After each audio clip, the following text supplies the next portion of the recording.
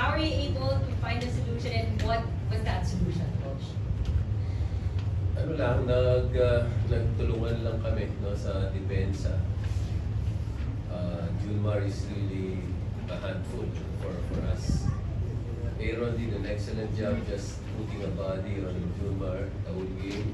Dito si Bo, pinagtulungan nila yung role na yun. I think Junmar's really the key. Pagka medyo babaan mo yung efficiency niya, masyado kasing mataas ang efficiency ni Junmar. Whenever he catches around the lane, he's around 70%. So, we try to play the odds. If he's not touching the ball around that area, we try to deny him touches. And even if he's touching the ball, we want him to touch the ball further away from the basket. So, mabigat si Junmar, so mabigat na trabaho yun. Sila Bo, sila Aaron. I also make sure that I shorten my rotation for them kasi pagod na talaga. And at least dalawa sila ron, mag-isa lang si Junmar. We felt that Junmar trying to push two heavy bodies is also going to tire him out. I think that's the key. Then the pace of the game, as I said, ako, kumpiyansa ako, makakatagal kami ng 48 minutes na tumatakbo. Because that's really our bread and butter. So, sila, medyo sanay sila na half-court set, si Junmar hinahanap sa half-court. I felt confident na kaya naming sustain yung pace ng laro. And yun nga, San Miguel might not be able to do that because that's not really their style. So yun lang, no? Played good defense.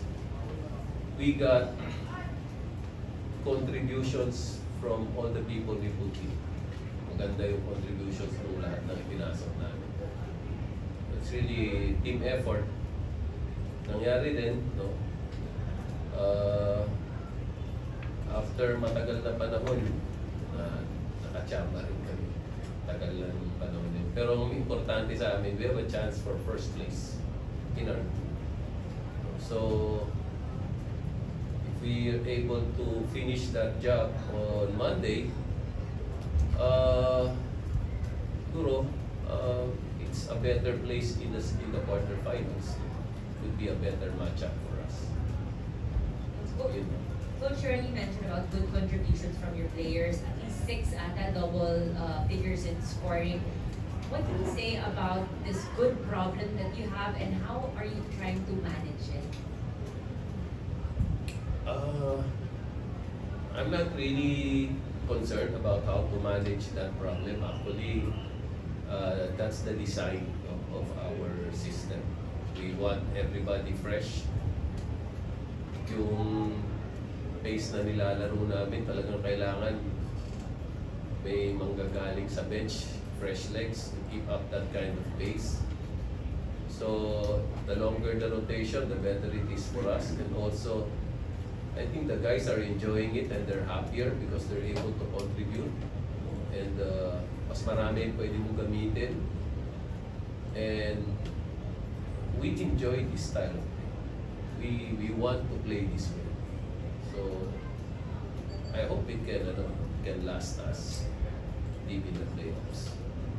Thank you, Coach. Now, Bo, it's been a while since a good scoring night of production for you.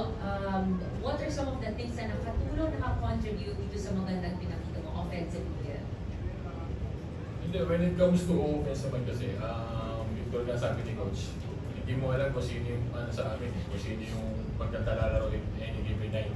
And ako, hindi ko pinoproblema yung offense ko kasi nga, ang nagiging role ko ngayon is to relieve Aaron. Pagpahingayin si Aaron, make some good minutes, contribute kung meron. Kasi ako, ang nangyayari sa amin ngayon, pagka na-rebound ko, pinasa ko sa kanila hanggang half-court na lang ako eh. Irarantan na ng mga bata eh. So, hindi na ako. If there's a chance na mga tiro, then okay. Kaya ngayon, meron kami mga half-court set, nahahanap nila ako sa right place, and I've been trying to contribute in any hindi lang on offense. Tapos sabi nga ni Coach sa amin kahapon, i-contain lang si Junmar. Dalawang kami, actually dapat tatlo, wala nang sigit niya kasi kami sakit. Dalawang kami ni Aaron na magpapalitan kay Junmar. So talagang lang namin, trinabaho namin ni Aaron, mahirapan lang si Junmar. Hindi mo naman totally may stop yun eh. Malimit mo lang yung efficiency ni Junmar. O na-mention mo yung mga bata, gaano ka-infectious yung energy nila na nakahawa or na naapektuhan kayong mga veterans? Hindi, kasi ang ano naman yung style ng laro namin is ganun talaga. Kumbaga, kahit sa practice ganun kami kahit sino, inbound, takbo, dire-diretso. Actually, kung kami sa veterano, gusto namin slow pace lang diba? Pero hindi And ang nangyayari sa amin, kami ng mga veterano, kami yung nahahatak ng mga bata sa fast pace. So, nag-i-enjoy sila, kailangan naman hindi kami sumabay, di ba? So, nag-i-enjoy sila, nag-i-enjoy kami. So, talaga magko-complement yung buong team na maganda yung samahan namin. Yun yung isa sa sikreto siguro.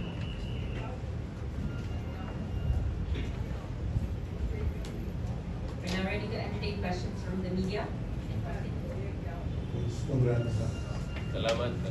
Coach, hindi kayo natalo ng 80 pero nanalo ko pa rin. Hindi kayo natalo. Mukhang pinagdadasal mo yata yun. Pero sobrang hirap kasi ng paghandaan yung San Miguel. So, laking release sa pressure, laking relief sa amin na for the first time after 11 games nakuha rin namin kung ano yung kailangan para manalo dapat sa kanila. Pero mahirap kasi dito, lalabas yung natural na laro ni Junmar. Yung import, hindi ko masabi pa hindi na nagamit yung last second half ng fourth quarter. Swerte kami na hindi na siya naibalik. Tapos yung yung desire ng mga players na sayang din, makapag first place kami sa namin, sa grupo namin. It's really a confidence booster and at the same time,